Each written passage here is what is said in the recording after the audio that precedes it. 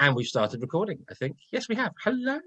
Hello, hello, hello. As that's the correct response, I feel, for this. Here we are. Ruves never said hi, hi, hi.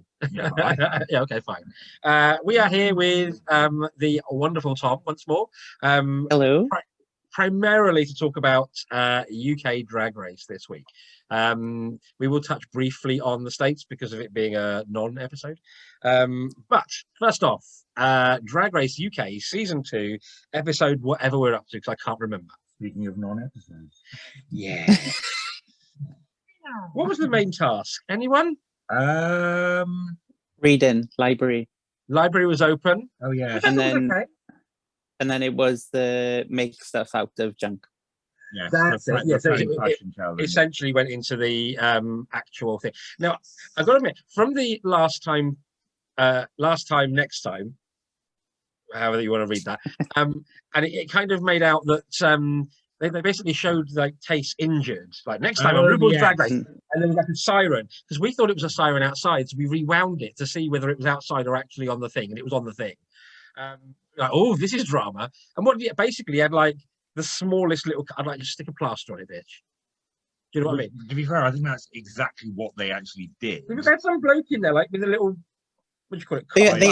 Alcohol. They were like, scrubbing it with alcohol, but And but you know what I thought was going to be, because you saw him carrying that big like roll of like furry stuff.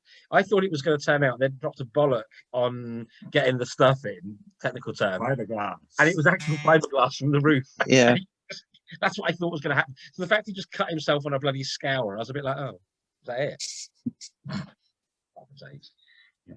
Because as we know, drama queens are completely the other end of the scale from, unnecessary drama. So, who was it had it for 15 seconds? Sister Sister. Yeah? Sister Sister had her extra 15 seconds and took everything. Weirdly won the reading challenge for some reason. Yeah. I mean, don't get me wrong, she wasn't the worst one there by any stretch, but I think there were other queens that did better at reading the others. My biggest one with Sister Sister is actually her haircut. Sister. Yeah. I just think the haircut just looks like a child's.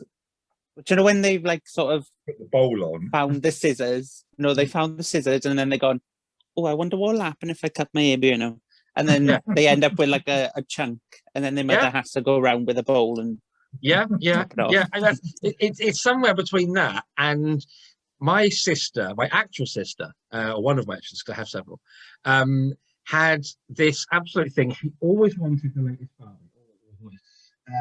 But the same fate befell every Barbie doll ever bought, which was open the box, name and shame. Yeah, L. Take all the clothes off, cut its hair down to nothing, and that's what it looked like. Someone's done to Sister Sister out of drag. Someone's opened the box, thrown the clothes away, just cut the hair off. That was like some kind of like weird hairstyling Silence of the Lambs moment. The brilliant thing is when she left school, she trained to be a hairdresser before she became a carer. Well, but I've noticed her teeth as well. I do apologize, sister, but when you get veneers, they're meant to be separate teeth. This just looks like she's putting a gum shield in and calling it a day, because all her teeth are connected. There is no gap. If you look at it, it's like it looks like there's a film across the whole mouth, and I'm like, they look fake.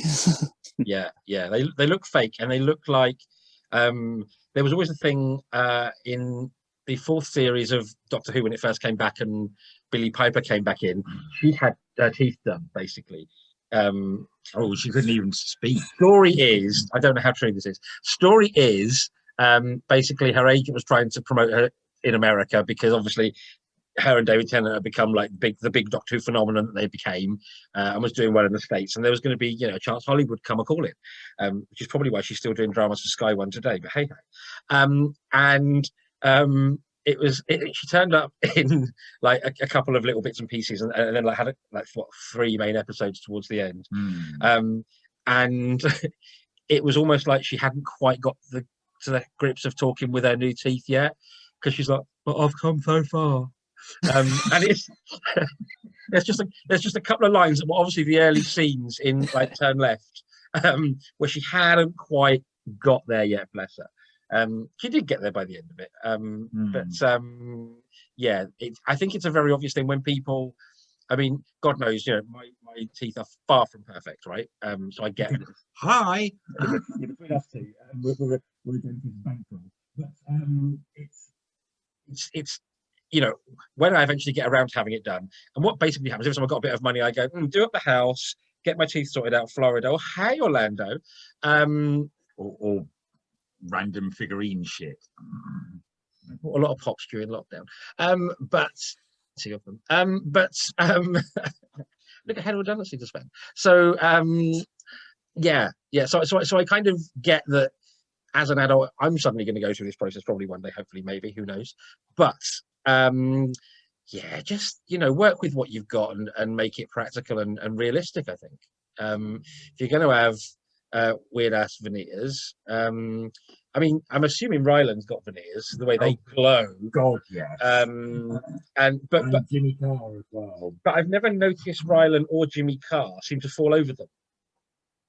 No, because I think they probably did it, as Tom pointed out, the correct way. Yeah.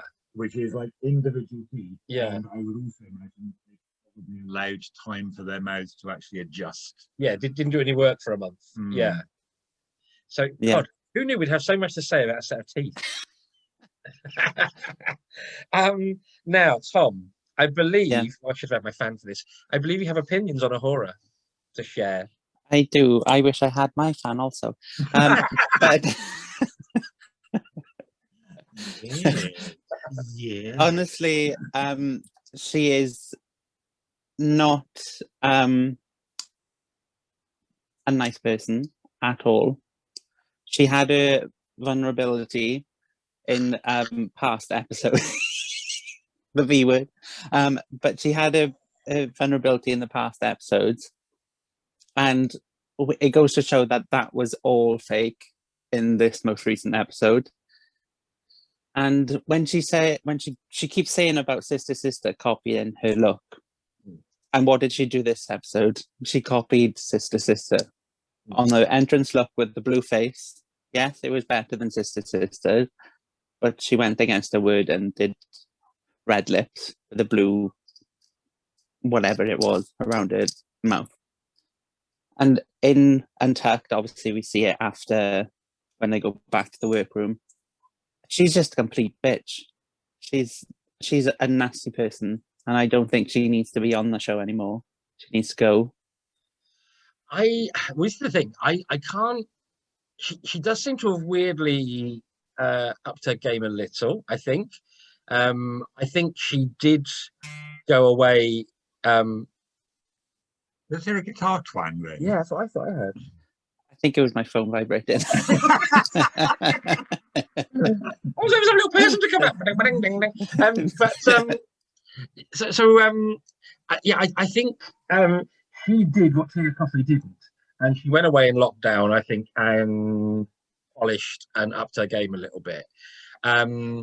It's weird because seeing her be herself in the Queens in Lockdown episode and stuff like that, I think I can't work out if she's playing a very tight game for the camera, but it wouldn't be. No, just in the show generally. Because this is what I'm saying. So in lockdown, she came across the sort of person I quite happily sit in a lounge with and chat shit. Whereas back in the workroom now, I want to slap her around the face with a stiletto. And if she's playing the game because. And it is a game. Let's not forget that. And it's a strategy. And you used to get this a lot with sort of the mid seasons of Big Brother before it just became a bunch of wannabes just trying to become famous. But sort of after, that was a bit of a stutter, wasn't it? Yeah. No, we're not having internet connection issues. That actually was a stutter. You could have stalled it out. I could have, yeah. Think about it now. Shit the bed. Anyway, so I don't know if it's a strategy. That's my kind of point. So I don't know if the sort of queenliness of it all is just a way to stand head and shoulders above. Because bottom line, Ahura and Taste are clearly strong friends outside of the competition, but know they've got to compete against each other. I don't think it will damage their friendship. I think that they both get that and they understand the game well enough. But I just think the trouble is with Ahura, it's pushed and forced, whereas Taste is naturally that bitchy but funny. I mean, it's very Newport, let's be honest, you know, because obviously we're local to the area. And Taste is so Newport, it's not even, it's just, I mean, it's priceless, completely priceless. So basically, when Taste comes out with the sort of the catty bitchy remarks and it's just so natural that you don't take offense at it. When Ahura does it and emulates that sort of, you just want to go, fucking shut up. And I think that's the difference for me. And fucking shut it. No, I don't think for a minute, if Ahura walked in the room now, I'd say all this quite blank to her. I'd say, look, I think you are coming across as a snidey, nasty little bitch, but I think it's your strategy to play the game. I don't think it's who you are as a person, because I've seen that side of you. And do you know what? If it wins and it gets you the crown, good luck on you, kid. I just don't think it will. I don't see Ahura making that final three. I don't think it will, just kind of building on that, because everything we've seen with certainly Drag Race US, and I mean, obviously, yeah, we're only on season 2 of UK Drag Race, so it's still a bit early doors, but it broadly seems to be following the same process that the US did. Is that one of the things, regardless of anything else, one of the things that Ru looks for in the winner is someone that can basically be an ambassador for drag, and that does within, as well as kind of like the sort of the pushing of the boundaries that performers like Sasha Velour do, that Sharon Needles does. Mm-hmm. You need to have a certain level, I think, of fan approachability as well. So, you know, your miscongenialities of the sort of the seasons, you know, your Trixie Mattels, your Katya's, your I keep wanting to say Nina North. It's not Nina North. It's, Nina West. Thank you. I'm getting confused with Nolan North, who is actually a sort of video game sort of voice artist. You need to, and I think that's where Ahura is going to come a cropper. Is that she just comes across as an absolute bitch. Why are you both laughing? it just reminds me of what's her name, the reporter on BBC, Nini Nana or whatever. I apologize. it's the Saturday night, like the start. Nini Nana na. Yeah.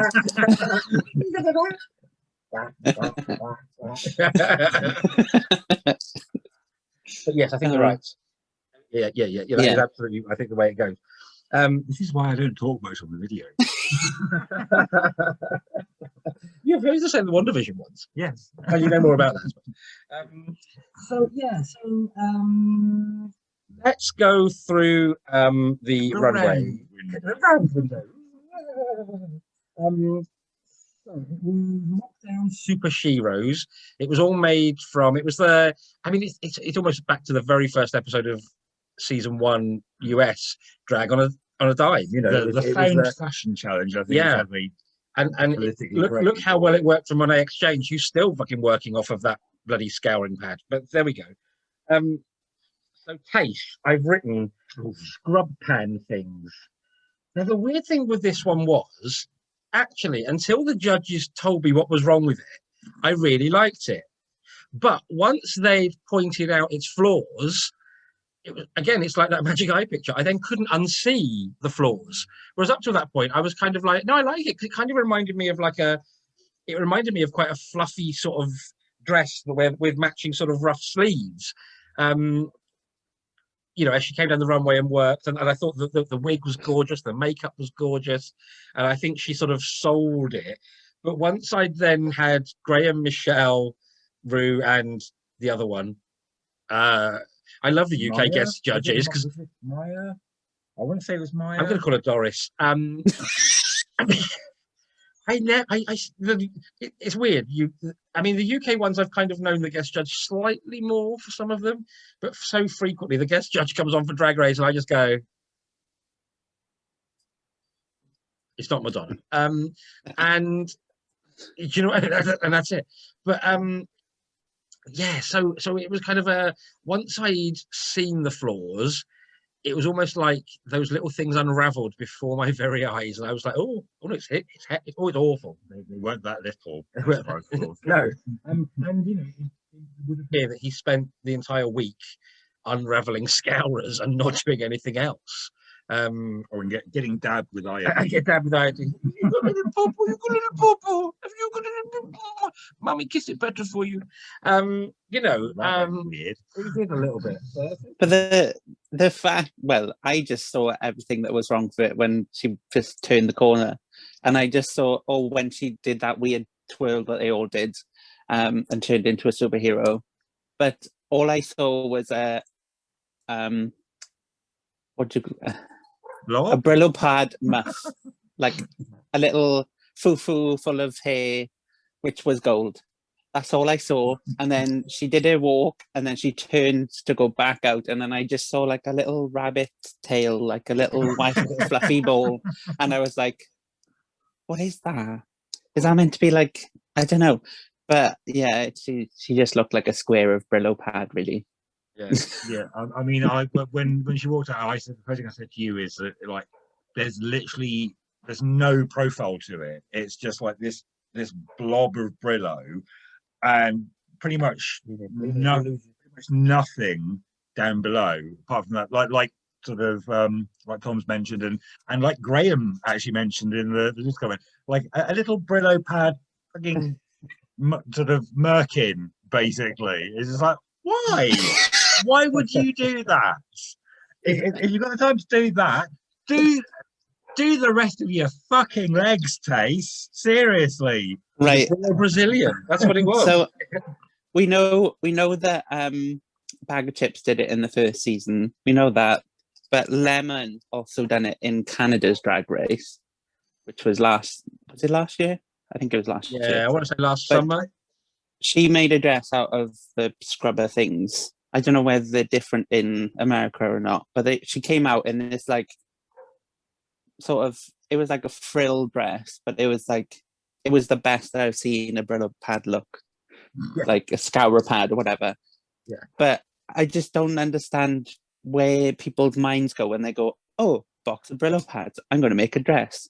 How on earth are you going to make a dress with Brillo pads?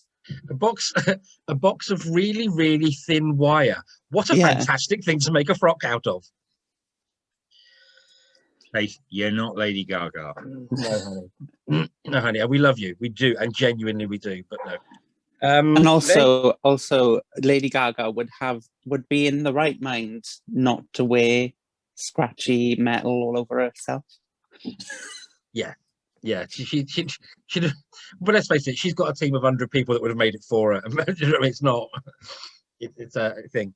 So next up was Lawrence Cheney. Lauren, who's Lauren? That's sister. Yeah, it's my sister. One of my other sisters. Oh, I've got so many. Not the psycho from Silence of the Lambs. Hi, by the way, if you're watching.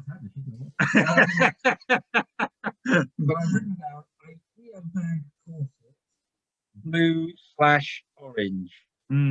Funny enough, that actually does jog my memory as to exactly what this was, because it was that, as you described it, plastic Hessian, the very large, and they are generally, I thought you get them in IKEA. Huge. I think this quite worked. It had the shape. It was molded. There were the very obvious boob tube bit at the top. It came in. It went out over the hips. Was it brilliant? No. The waist went out over the hips. Yeah, I mean, but it, and again, as speaking as someone who is large of belly and ass myself, I know what it can be like to feel flattering in a frock. I mean, panto. It's the idea. Every panto dame is supposed to look a bit of a busted mess. That's absolutely fine. But to stand in the mirror, look at it and go, fuck's sake, I've got to adjust this here because at the minute I just look like a sack. I know that feeling. And thankfully I've already got a face painted by Tom, so at least that bit looks okay. But it, so the fact that Lawrence, is a larger girl and tall with it as well. I think the other thing you got to remember about Lawrence is not the shortest of the queens. So to take that material and make a dress that looks like a dress, I think that's 50% of the battle right there. Would I have classed it as a winning? No. Did it win? No. So there you go. I like the look, and obviously I'm a big queen as well, and I'm a lanky mess. But it was like when she first said about her first look that she was going to do, I was like, I don't know if that could work. And then she sort of turned around in like the last day or whatever, and then I was like, okay, this works. And I just like the suspended look with the little hooks, orange, yeah. Mm. But yeah, it wasn't a winning look for me either, but it was up there with the tops rather than the bottoms, which I know she was in the bottoms because she was one of the last three on the stage.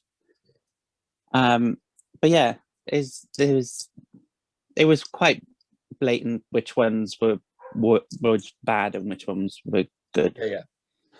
I can't remember her first plan. I can remember Bimini's first plan, which thank God she abandoned. I wish we'd seen Bimini's first bring made flesh, as it were. The great thing about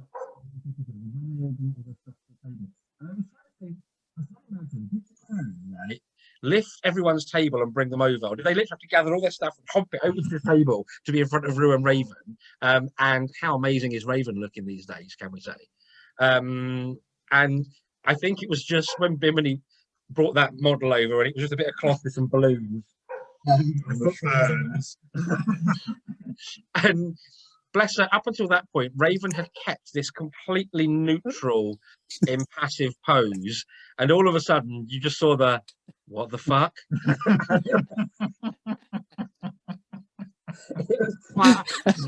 I mean, I loved Raven anyway. I think Raven's one of those ones who wouldn't keep coming back for All Stars, like GQB. And if rumor is to be believed, Pandora Box and Ginger Minge. But she doesn't need to.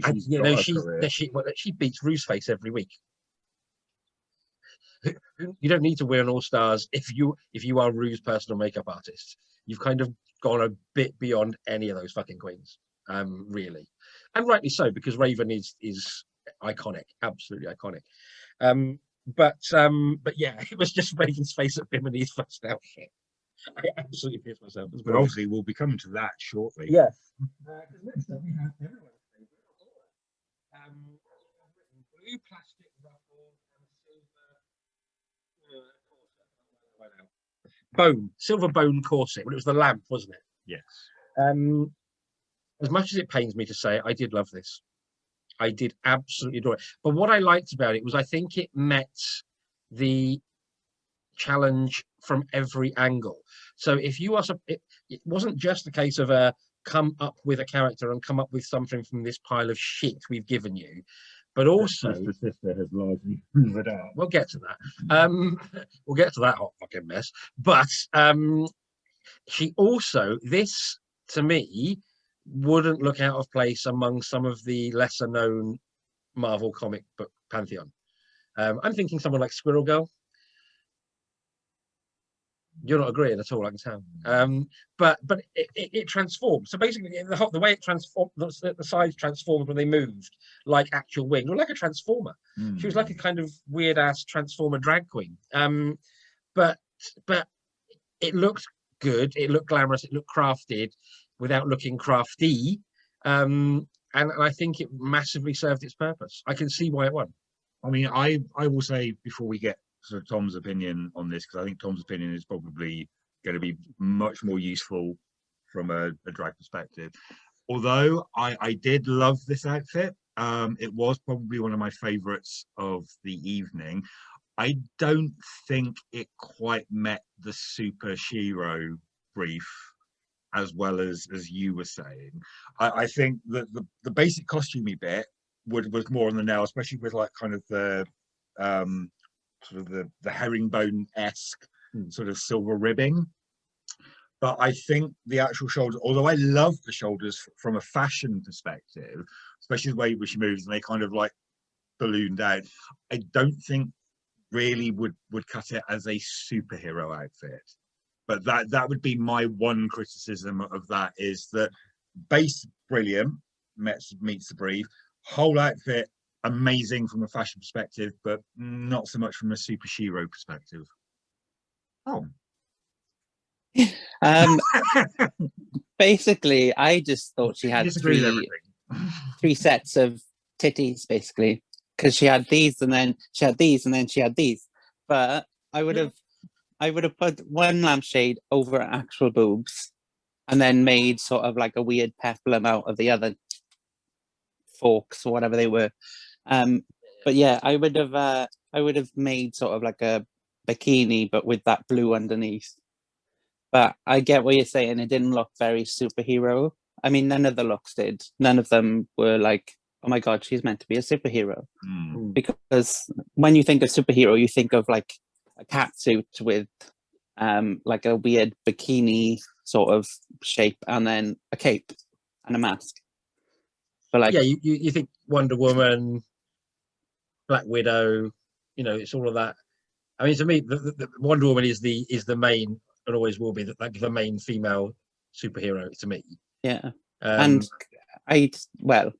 if we were going with like superheroes and villains and all that stuff, I'd say Catwoman as well. Yeah. Alongside Superwoman, but she's not really, a main character, let's say. I would actually say, ironically, referencing US Drag Race for a moment, the yellow outfit that Gottmik wore, which was basically a bondage crash dummy, that to me would actually work as a superhero outfit, because it is that very sort of late 90s, early noughties, sort of very latex jumpsuit X-Men, sort of it bondage, especially with like the hair as well being like the rubber or plastic tubing, whatever it was that Gottmik actually used. But that to me says sort of superhero, not so much what Ahura was wearing. There we go. We know that she is she's a graduate of London College of Fashion. She knows her fashion, she knows how to pattern cut, all that stuff. She just came across that way in this episode. She was like, I know this, I know that, I know how to do this. But she's used to like fashion rather than camp drag. Like, this is where I'm like, is she actually a drag queen? I was talking about this with my friends the other day. There's a blatant difference between a drag queen and a female impersonator, and I just believe that Ahura is a female impersonator, not a drag queen, because she just wants to be feminine all the time, and she doesn't do anything camp, which is like, the whole point of a drag artist is a heightened version of something that already exists. So like either a woman or a man, drag queen, drag king, drag artist, wherever you want to be, but it's always a heightened version of something. Yeah, I think that's a very fair point. And I think essentially what sort of Tatty was accused of. Yeah, and you can be too glamorous, and it's almost like the camp and silliness is beneath you, and I think maybe that's where Ahura falls down a little bit. So maybe that's the difference. I don't know. It's an interesting point to think about, though. What does where is that line? Is it a line? Is it more of a blur? I think in fairness, it's probably, for me, I mean, obviously again, I'm not a drag performer. I'm also not a female impersonator, because I need my beard, my actual physical beard, rather than metaphorical.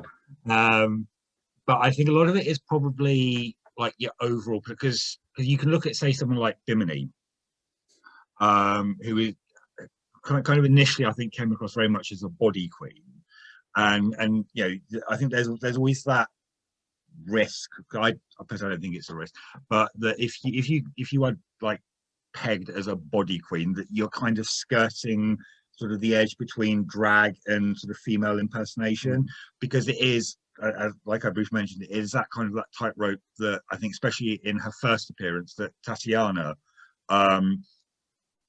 consistently got sort of pushed onto the wrong side by the other sort of drag queens on the show. I think Bimini kind of demonstrates with some of the stuff she does, because I think there's an element of sort of laughing at themselves that is kind of what separates like a sort of the female impersonation aspect from the drag aspect. And I think that's where kind of sort of Bimini, for all her sort of being a body queen in terms of drag persona, kind of ticks the drag box for me, because it is that sense of Bimini is laughing both at herself as drag as well as the outside world, whereas I don't think Ahura is actually that capable of laughing at herself, but I don't think she's remotely capable of laughing at herself. And it's an absolute key element for any kind of drag performer. You've got to absolutely be able to laugh at yourself. Hmm. But I think, again, you know, looking at sort of where those lines fall, you know, I've never really considered when we do Dame to be drag queen. It's doing drag, it's not being a drag queen. I think it's just slightly different, because Panto Dame is its own thing. It's another level, yeah. It's like you've got so many avenues that you can go down within drag. It's sort of like an umbrella term, drag, because you've got drag queens, drag kings, bio queens. Yeah, it's just like, how many layers are there, and which one do you fit into? Yeah, basically like being queer. Yeah. It's just it's all, you know. And the other thing is it's not exhaustive either. You know, there's going to be new things pop up all the time. You know, as technology moves forward, is that going to create more opportunities for more subgenres? I don't know. You know, till it happens, who can say? That's probably like a massive whole video on its own, though. Let's be fair. And something I am woefully uneducated on actually doing. This is something I think that we would have Tom leading. Yeah, 100%. And I you, don't think, because of your experiences with Panto. I don't think I'm a very good moderator, put it that way. I'll just let people baffle on and, you know, say their own thing. So we're only actually halfway through the list. Bimini. Speaking of, yeah. Wow. Oh my god. Thank God she changed her mind. But I also, still wish we'd seen it, because it just looked gloriously I'd like to see it on her bad. for shits and giggles. I would not like to take that down the runway. No. Hell no. I can't. I did get superhero from it, though, not gonna lie. Like, I can imagine them standing on like a cliff with the wind blowing in like the bottom part, and it's all like blowing with a long hair. I just feel like that you could actually see that. But yeah, it was like wrong material. But yeah, I liked it. What you got from it was black and silver plunger ass, is what I've written down.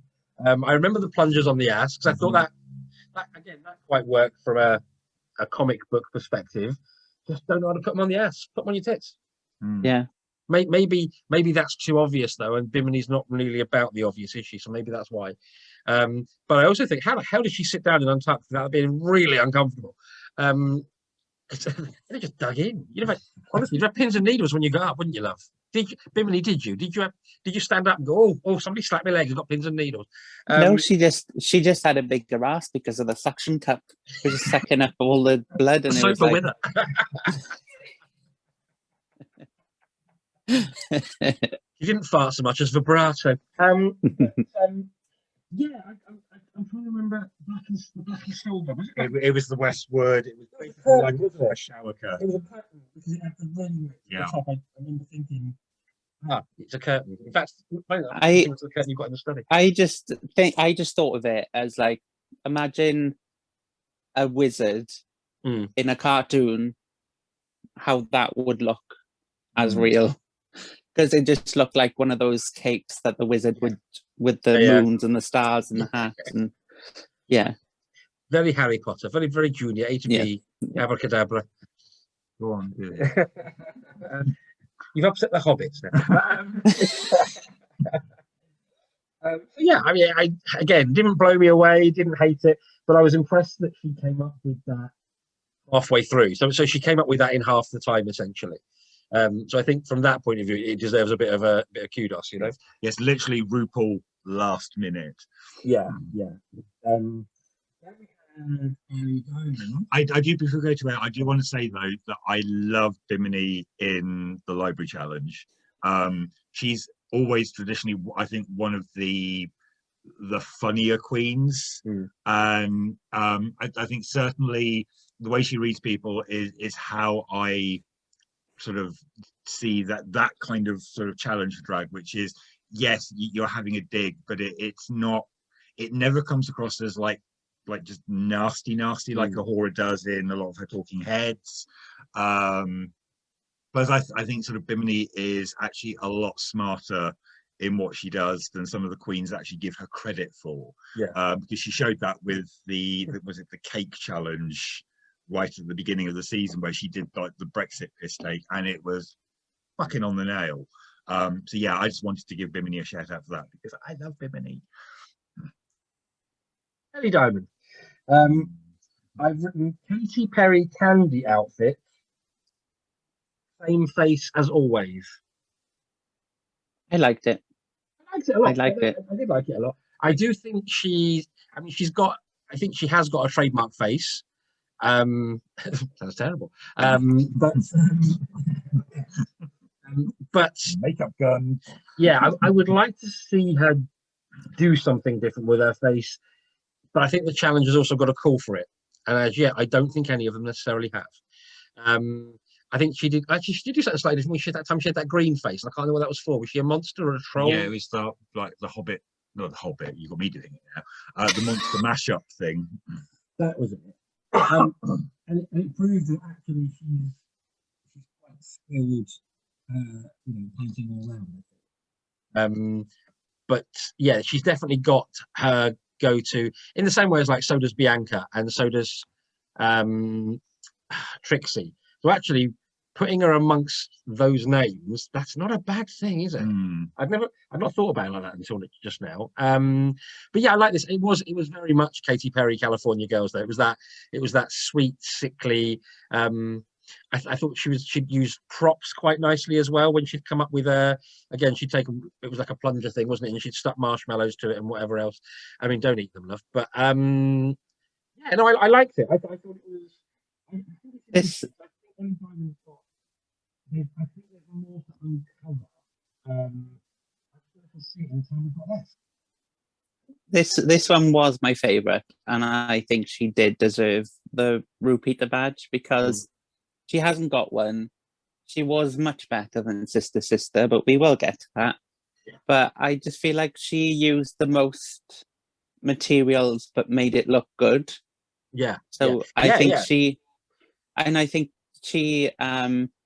it wasn't like the best put together, but it was still my favorite because she thought of like the sweets on the lollipop and like the necklace and the like weird shower curtain dress. Yeah. But it's interesting you say that, because actually thinking about that's actually a key part of this challenge that she, I think, probably did above everyone else, in as much as she used a lot more different components, different materials, different props, different bits and bobs that she'd snagged from wherever, but still made it one coherent look, like it all belonged together.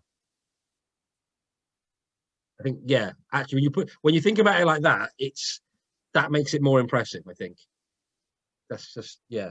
So yeah, good on you, Ellie. I think it's because she reminds me of a friend of mine from many, many years ago, facially. I'm making a light on because we're getting a bit. The sun's clearly gone over the hill. We've started to vanish into the dark. This light's a bit flickery, mind. We're getting up in a disco. And finally, Sister, what the actual fucking Jesus was this? Oh my God. Even trying to think about it. Father of Shedon, and I've just put in capital letters, mess my eyes. That's what I put. is in fact So- exactly what he's put. Yeah. Summed up in words, really. Wow. I mean, I actually get what her concept was, but shit the bed, just because you have taken everything, you don't have to fucking use it. Edit, edit, edit, edit. What is it? Is it Coco Chanel was the whole, before you leave the house, take one thing off. No. Before you leave for the runway, take 20 things off. Jesus fucking Christ. Whoa. This is right. So, seeing the look, right? I get where she was going, but I got a better idea for it. Okay. Basically, the big red flower she had on that weird canvas block thing. Yeah. She took that and put it on her top half, and then like the yellow big thing from the bottom, and put that on her hip, and just kept with the weird one leg thing that she had the vines over it, and did the hair. I feel like it would have given her shape, but also wouldn't have been. What am I looking at? So it's Basically. kind of a bit like a flow. So you kind of go up the leg to the one flower, then kind of Yeah. across to the other Yeah. flower, and then up to the Yeah. hair. Yeah, I can see that. And that would have been an interesting shape. I think it would have come across a bit more comic book villain, and I'll get more into that in a second. That's exactly what I'm thinking. But that is my point. So she would have had, I think, an interesting shape, an interesting character that was coherent, and that would have worked as you've described it perfectly. I agree. But given the material she had, I would have just gone for Poison Ivy. I would have just gone all out. Yeah. Your own take on Poison Ivy from Batman. More of a villain, but you're writing your own backstory. Make it not Poison Ivy, Poisonless Ivy. I did like what. Go on. No, say you has Tom. Oh, I did like what she did with the plastic though, with the leaves, because she made her own inflatables. Yeah, completely. Yeah, I did like that. I mean, this is the thing. There were good things on this outfit. There's no, but there was so much on the outfit that you had good things, middle-shaped things, awful things, and truly dreadful things, because you just had everything. So yeah, I'm not saying there was nothing good about it. There was just so much that it was literally a game of percentages, and the good was probably 30%, and the bad was probably 40%, and then you've got like the other percent. I can't do math. Is it 30? There we go. Of just like somewhere in the middle. Yeah, that would add up. Yeah, but just. But the funny thing was we spent the entire episode every time she spoke going bye, because there was something really obvious about the edit, as there so frequently is in Drag Race, where you can just tell who's going home within the first 3 minutes. Yes. So there's two things I want to say. The first one is going back to the Poison Ivy thing for a second. Yes, traditionally a villain, but certainly in more recent stuff, she's kind of being repositioned that she's essentially more of an antagonist than an actual villain. She's just got a very different. She's very, eco first, fuck humanity sort of thing. She saved Gotham City after Yeah. But at the end of the day, if you don't get in her way as far as her, sort of very sort of eco-terrorist perspective goes, she's generally probably not going to have a problem with you. So just, get on with it. So that would absolutely have worked. But yes, going back to the editing thing, and it's not always the case, but I think generally, because we've always played this game with all of the seasons we've watched. Obviously, I came to Drag Race quite late, so we had a massive kind of binge where I was catching up to where we are now. We basically did like something like 16 seasons in a year if you count in all the All Stars and everything else. So we got to see a lot of this in a relatively short period of time. And it's basically when you have like the talking head bit at the very beginning of the show, basically the likelihood of the Queen going home, who's featured in said talking head, is generally based on like the inverse of how adamant they are about what a strong contender and what a strong performer they are. And this particular episode, Sister was essentially, I am the second coming of drag. Everyone else had better watch out. I'm not ready to go home. I'm not going home. Yeah. Bye. Bye. But it's become the running joke more when we were smashing through the US seasons this time last year. More of them. Again, and we were sort of like knocking out sort of like 2 episodes a day, 7 days a week. But it got to the point where we go, oh, is our favourite editor in charge today, giving away the ending in the first 3 minutes? And we never actually thought, we never thought to clock the name of the person who edited each episode. That would have probably, that might have given it away.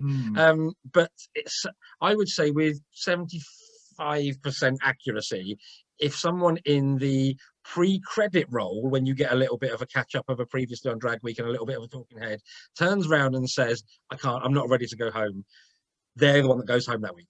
Pretty much, you could almost put, in fact, I would put small amounts of money on it. Not large amounts of money, because you're not always right. 50p type money. Maybe £1. But yeah, so basically start the show, we were like, yeah, bye. And We were happy not to be disappointed. I was as well. I really was. Yeah. Gone home to play with her teeth and possibly stick a bowl of her head. Who knows? So yeah, so that leaves us. I mean, I'm trying to work out where we're going to go now. So we've got 5 left. I don't know. We talked about this yesterday. I don't know if the UK is at a stage yet where it's hire the London Palladium and do a live final. I don't think it's there. So I'm assuming there's been a final recorded with a final 3 or 4. Don't know which. Last year was a final 3, wasn't it? It was Gino de Campo. I was going to say that. That's somebody completely different. And bag of chips. Yeah, it was a final 3. So if we were going to, so we've got 5 left. So we've got 3 episodes. Say. We'll probably get Matt messaging us now going, no, actually, I think you find it was we'll have remembered it completely incorrectly. Which is fine. Half of the course. Let's or don't know, is the case. Yeah, maybe. absolutely. So I think I can see Ellie not making a final 3. I'd like to see what she can do, but I just looking at the game so far, I can see a final 3 of Tace, Lawrence, and Bimini. I mean, I'll be, because it's one of the things that I sort of said to you, and I mean, I like Ellie Diamond. I think again, given how young Ellie is, to have kind of that level of skill in terms of like the look, the costuming ability is genuinely phenomenal. But it's like the thing I said to you is at the moment, I think what Ellie lacks that some of the other queens, especially people like Lawrence, I think to have actually a very real extent, people like Bimini as well, for that matter, is that Ellie for me lacks the performance confidence aspect. I described Ellie as at the moment as very much like an Instagram drag queen, which is that yes, absolutely has the look, absolutely has the skills, probably works absolutely brilliantly in a kind of static medium like Instagram, other forms of social media, but I don't think at the moment, unfortunately, just has the confidence and the skills to be that kind of all-round drag performer. Whereas you can see someone like Lawrence basically blowing Ellie out of the water if it came to like an performance challenge type thing. And I think that's where Ellie's going to fall down for me, unfortunately. And I think even Tace has clearly got the confidence to be a performer. We know Bimini has, because we watched Bimini learning how to do the bloody sort of pole dancing thing on the chair, Christ's sake, during lockdown. And obviously we know Lawrence is a performer because of his Lawrence's comedy chops. Yeah. So that's my only issue. I think sort of Ellie's good. Ellie's I think something that we need to watch out for in 2, 3, 4 years time, once COVID has fucked off finally, and all of these younger sort of queens can actually start getting some like sort of solid experience on the drag circuit.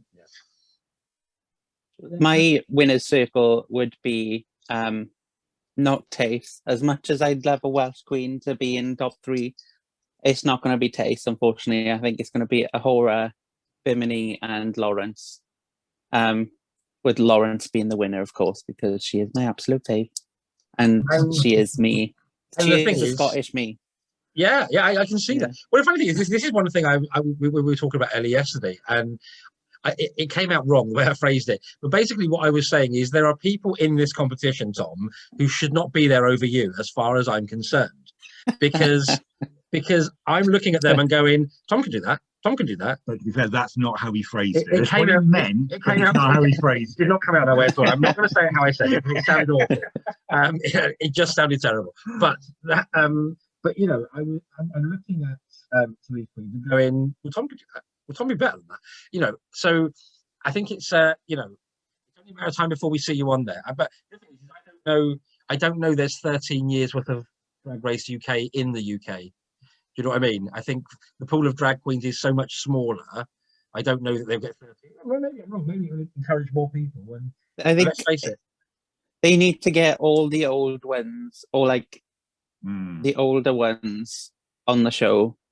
Just show what actual British drag is. Yeah. Like, I want to see Shirley from Blackpool, who's been doing it for like 50 years in her red feather boa and telling a joke in every other sentence. That's what I want to see on Drag Race. But we probably won't get it. People like Dave Lynn and stuff like that. Well, I think the issue is that we kind of got almost a hint of that when they had Joe Black. Because you know, certainly you looked at, especially for me, because I mean, I again don't really know Joe Black from random person on the street when it comes to sort of UK drag, but getting to see some of the stuff that Joe was doing sort of during the lockdown sort of show, for me, a lot of that, certainly from my experiences growing up on like sort of the scene and seeing drag performers that way, is that it's very much it's almost that sort of vaudeville sort of all-round entertainer type, but with that sort of slightly acidic drag twist to it. And you know, we all saw precisely how well sort of Joe Black went down with Ru, and to a lesser extent Michelle. I think Michelle's sort of, you know, slightly more rounded Anglophile status kind of softened some of the impact, but I don't think Ru really gets traditional British drag. I don't think it's even that. I think we get it. I think it's not what Ru is looking for. Be the next drag superstar, which is the point of Drag Race. It's that supermodel of the world style, which doesn't necessarily sit as closely to British drag. No. But that's why there's rumours coming out that RuPaul is actually not going to be in a couple of like new variations of Drag Race. So I know they want to do the world superstar where everybody from different countries competes, but I don't think Ru is going to be in it. And it goes for Canada's Drag Race. What was the other one? Thailand Drag Race. Thailand or Korea or somewhere. Yeah. There's a Mexican one coming, which I don't think he'll be in either. So yeah, the Australian one he's going to be in because I've seen pictures of him in the Land of Oz. So. Right. Okay. Interesting. I didn't know there was an Australian one coming actually. So I'd like to see the Australian one to see how many of them go for Priscilla. Yeah. They finished filming, I think it was 2 weeks ago, because Michelle posted on Twitter or Instagram that she was finally home, and I knew she had been in Australia. So yeah. Interesting. One to look forward to. But I know they've done casting for UK season 3. I know the casting was open for US season 14, and then this week pictures have been out of potential list of queens for All Stars 6. And it wasn't a long ass list. I'm not going to lie. There was a couple of people on there I'm really not enthused to see back, but I think probably will be, because they did well enough in their season and were big enough characters in ratings. Silky Nutmeg Ganache, who actually didn't annoy me as much second time around when I watched it with you, but annoyed the fuck out of me. But annoyed you as much as she annoyed me first time around. So I don't know if it's a you can warm to her thing. I don't know. But I think he's become more tolerant of shit. Possibly, you know. Yeah, I can't remember who was on the list. There's a couple of them. I genuinely looked down the list and went, I cannot even remember who that is. Now that my winners have won All Stars, I'm sort of like, oh yeah, All Stars can just, you know, I mean, I'm more interested in the new queens that are coming. But yeah, All Stars is sort of like something that's dropped out long time Yeah. ago, I think. Yeah, I think All Stars should only be when you've got enough new queens worthy to go on it from new seasons. Don't keep bringing in. Granted, from season 1, give Pandora another chance for sure, because Pandora was in a shitty situation. I don't think it deal with it well. But Pandora is an absolute favourite of mine, so I'd be delighted to see her come back and get a proper crack at All Stars. Ginger Minge is on the list. I bastard love Ginger Minge with every fibre of my being. There's a Welshism for you. Yeah, it is also. But I don't know. I'm like, oh no, I'm so close twice now. Don't put yourself through it again, unless you are guaranteed to win. GGB. Yeah, see, that's a perfect example of one. Again, hilarious on her 17th go on All Stars, but there's only so many times you can lose and still retain a shred of dignity. Get the hint, though. You're not what Rue's looking for. Just, so yeah, I think a bit longer break. Wait till you've got enough, because there's a couple of people I don't recall seeing on the list that absolutely should be there. I'm thinking largely of Gigi Good. I mean, maybe that they get offered it and turn it down and go, no. Or possibly Gigi, because of all that controversy around the lip sync, is a bit persona non grata at the moment. Who knows? But I think definitely Crystal Method should be on that list if she's not, because I haven't seen the list. But yeah, I'll try and find it and send it to you. Who shared it? My friend Matt shared it. Yeah. And also Rock'em Soccer, whatever his name is, Rock'em Soccer. Rock'em Sakura. Yeah, they need to be back as well. Yeah. Went far too soon, frankly. I mean, I think that's probably my issue with like also, because I mean, again, I'm biased because one of my favorite queens of all time is an All Stars winner, which is of course is Trixie, who I adore.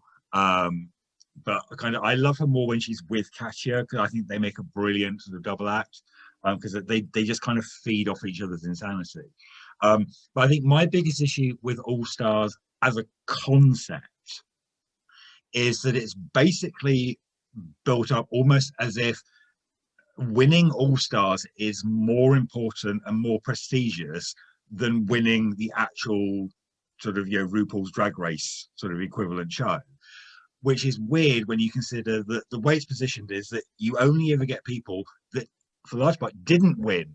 So they're deemed not to be good enough to be the next drag sort of spokesperson, but yet somehow they're being elevated above said winner because they're now in the All Stars Hall of Fame. You see, for me, All Stars is where Ru goes back and goes, shit, I dropped the bollock there, I could have found the other one. It's Chad Michaels. It's, I can see her face. What's her fucking name? Used to go to Sharon Needles. Alaska, right? It's people who, quite frankly, really should have won and didn't. And then it's just become we've got to roll out another All Stars. I mean, I love Trixie. I think Trixie only won All Stars 3 because of Ru handing power to evicted queens. That was more or less Shangela's all the way through to me, and then because the queens got bitter, they kind of pushed Shangela out at the last minute, and then so it lands with Trixie. Again, adore Trixie. I have the list right. So Akira Chanel Davenport. Thank God there's a picture of her, because that's jogged my memory. I would not have known the name. I still don't. I don't know if that's. I can't even see that. Oh yeah, I know. Yeah. Eureka O'Hara. Oh, I love her, but honestly, she doesn't need to come back again. No, again, how many tracks I've said what I need to say about that. Jan. No. No. No. Really see that myself. I mean, she's rumoured, right? So this could be bollocks. Caliente. Oh no! Please no! Hey, why? No! Hello, the girl's changed. But, Pandora Box. Yes, I would love to see Pandora Box. I can't lie. Oh my God, she's got a TARDIS. Well, yeah, that's Paul guaranteed that he wants to see. She's the winner. She's the winner already.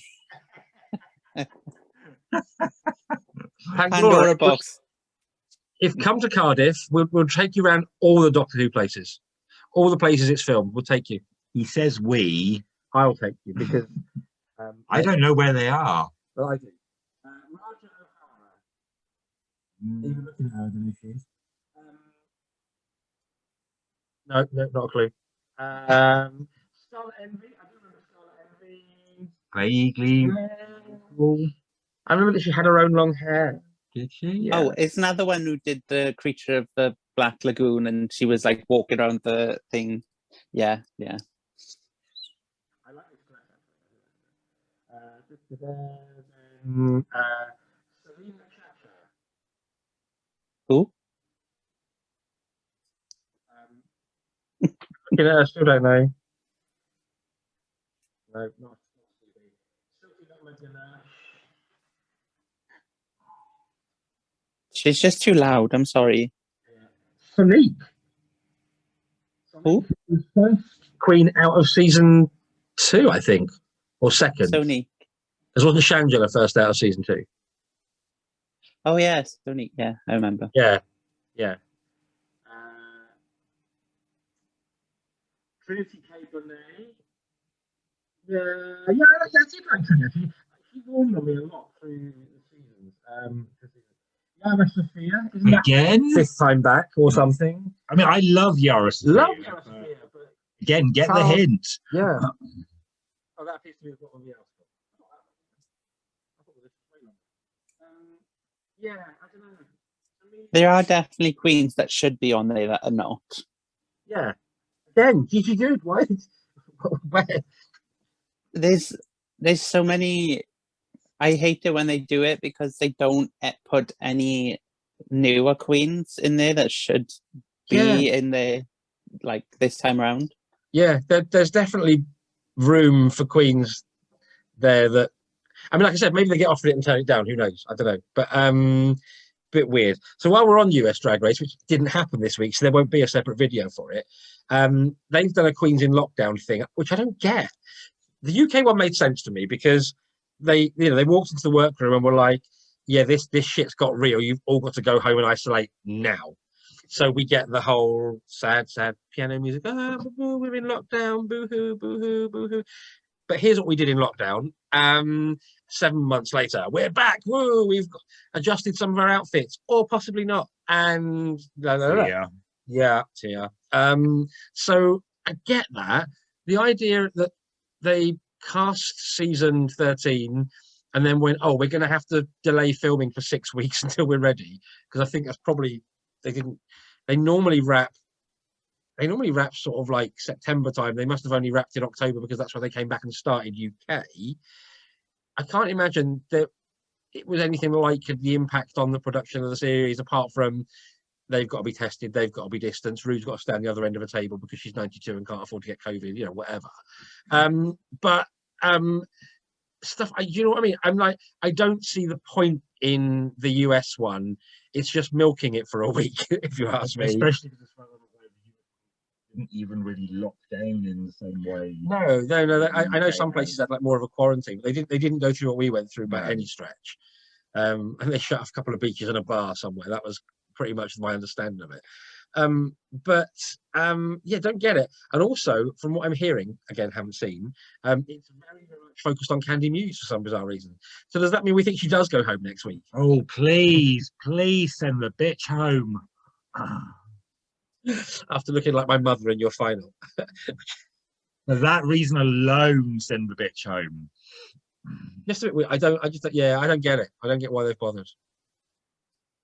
I think they're building to a double. Also, talking about next week on Drag Race, what do you think about this week's next time on UK Drag Race, where Lawrence Chaney has a go at Ellie Diamond for saying something?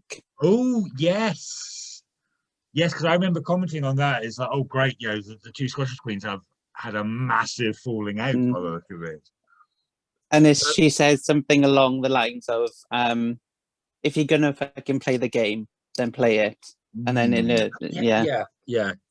But again, referring back to the previous Next Time on Drag Race with an ambulance going off, and it was one bloke with a wet wipe. Are they pulling drama where Maybe- none be? Maybe they were like having a bit of a banter like session, Yeah, but it's not actually a malicious way. It's actually as a funny way, but yeah. they didn't show them laughing. Who knows? Who knows? We'll find out next week. Yeah. Maybe it was two things they said to each other 7 hours apart, and they just ended Yeah. to look like an argument. Yeah. Because they never do that sort of thing on Never. RuPaul's Drag Race. Well, any No. television ever, any television, it's all the same. So yes, we'll find out next week. So yes, thank you for coming and doing this again, Tom. Always lovely to have you on. Yep. Because you say make far more sense than either of us two idiots do. So I know far more about the subject matter, to be fair. absolutely, yeah. We Well, just watch it and point and laugh. I just look at the fashion. That's all I'm here for, is the fashion. Quite right. We're just the bitchy queens at the back going, oh, look at that. We are actually, fuck it. We are Waldorf and Statler. We cannot do it ourselves, but we have no problem with taking the piss out of other people who at least got the balls to get up there and do it than. I can't work out whether I'm more offended he's just called us Muppets or the fact that we're sat here with someone's fist up our arse. Weren't they on string? I've no idea. No, Muppets surely work like that, right? That's how Muppets work. Yeah. I mean, there's other people with strings. There's something like 7 people per Muppet or something. Apart from Sweetums, which is obviously a big man in a suit. And Big Bird's like that as well. And some of the ones in Labyrinth. Right, I'm going to press stop now. Right, see everybody next week. Bye.